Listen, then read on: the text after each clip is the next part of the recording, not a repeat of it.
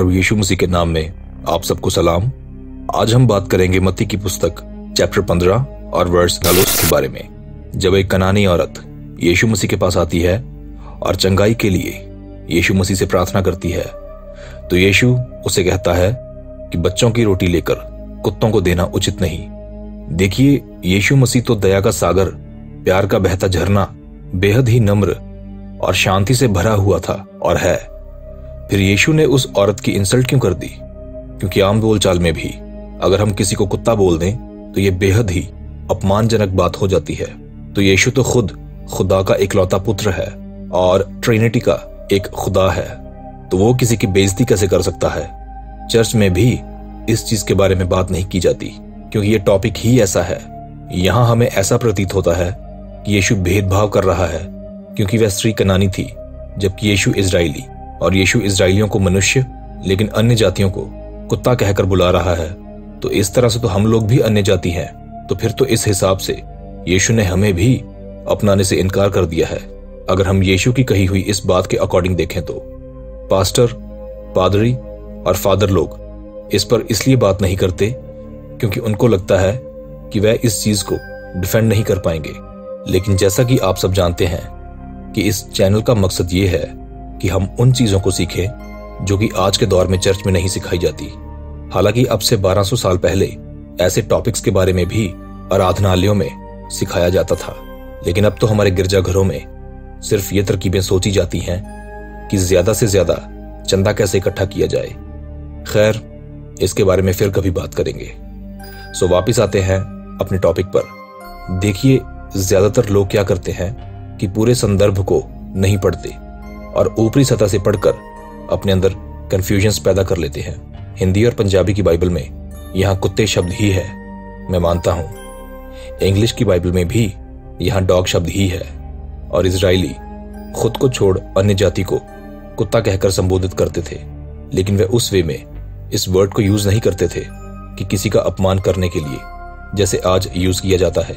लेकिन यूनानी भाषा में मिली बाइबल में यहाँ जो शब्द मिला है वो है कुओन, जिसका इंग्लिश में मतलब होता है कर या कुर, जिसका मतलब होता है मिली जुली नस्ल या करप्टेड जाति, और जिसका मतलब कायर भी होता है।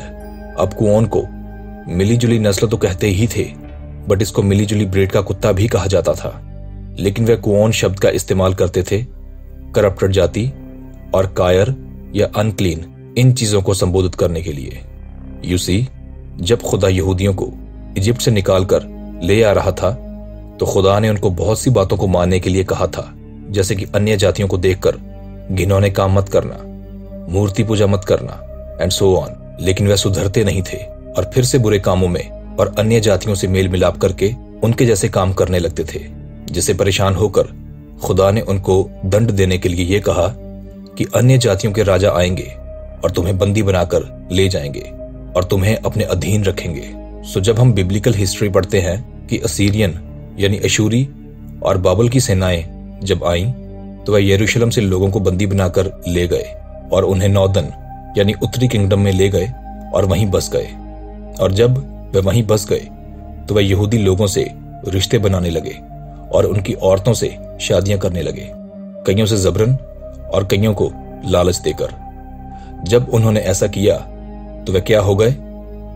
कुओन। जी हां, मिली जुली जाति यानी अनक्लीन जाति यानी कायर। कायर मतलब उन्होंने इतनी हिम्मत नहीं रखी कि वे खुदा के लिए स्थिर रहे और डर से और लालच से खुदा को छोड़ दिया और बाकी घिनौने भगवानों की और देवी देवताओं की उपासना करने लगे। सो यहाँ कुओन, उनको जब बोला जाता है तो उनको कुत्ते कहकर उनका अपमान नहीं किया जा रहा, बल्कि कुत्तों की उपमा ली जा रही है, एग्जाम्पल लिया जा रहा है। फॉर एग्जाम्पल, हमारी भाषा में आमतौर पर ब्रीडिंग का मतलब होता है जैसे कुत्तों की या अन्य जानवरों की नस्लों को मिक्स करना, लेकिन बहुत बार ऐसा होता है कि ह्यूमंस के लिए भी ब्रीड या ब्रीडिंग शब्द का इस्तेमाल किया जाता है।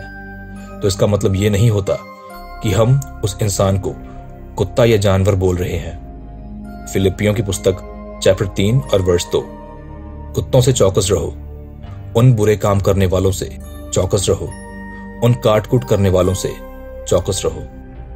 यहां भी कुत्ते शब्द का इस्तेमाल किया गया है बुरे काम करने वालों के लिए, क्योंकि वे अब भ्रष्ट हो चुके हैं, अनक्लीन हो चुके हैं, अन्य देवी देवताओं को मानते हैं और काट कूट करते हैं, अपने बच्चों को काटकर बाल देवताओं के आगे चढ़ाते हैं। ऑलराइट, तो मैं आशा करता हूं कि आज की वीडियो से आपको जरूर कुछ ना कुछ नया सीखने को मिला होगा। एंड बाइबल पढ़ते पढ़ते जब आप मत्ती की पुस्तक चैप्टर 15 तक पहुंचेंगे तो इसे पढ़कर आप कंफ्यूज नहीं होंगे और बाइबल को अच्छी तरह से समझेंगे। अगर आपके मन में किसी भी तरह का कोई डाउट या कोई क्वेश्चन है तो आप इस इंस्टाग्राम हैंडल के थ्रू मेरे साथ जुड़ सकते हैं और अपने क्वेश्चंस पूछ सकते हैं। मुझे ऑलरेडी बहुत सारे क्वेश्चंस एंड मैसेजेस आए हुए होते हैं और मैं सबको एकदम से रिप्लाई नहीं कर पाता, इसलिए अगर मैं आपके जवाब सडनली ना दे पाऊं तो मुझे माफ कीजिएगा, क्योंकि मेरी कोई टीम नहीं है जो मेरे साथ काम करती है। जैसे कि आप में से बहुत सारे लोग समझते हैं कि मेरी टीम है, बट नहीं, मैं अकेला ही इस काम को करता हूं। सो प्लीज बुरा मत माना कीजिए जब मैं आपका रिप्लाई नहीं कर पाता। हाल ही में मुझे किसी ने मैसेज करके बोला कि मेरे अंदर बहुत अकड़ है, मेरे अंदर बहुत घमंड है, क्योंकि मैं उस शख्स को रिप्लाई नहीं कर पा रहा था। तो मैं उस भाई से हाथ जोड़कर माफी मांगता हूं, बट सच में मैं जानबूझकर ऐसा नहीं करता। अगर आप मेरे चैनल पर पहली बार आए हैं तो प्लीज इस चैनल को सब्सक्राइब कर लीजिए और साथ वाले बेल आइकन को भी प्रेस कर दीजिए, ताकि जब भी मैं कोई नई वीडियो अपलोड करूं तो उसका नोटिफिकेशन आपके पास पहुंच जाए। प्रभु यीशु मसीह के नाम में आप सब पर सलामती हो। आमीन।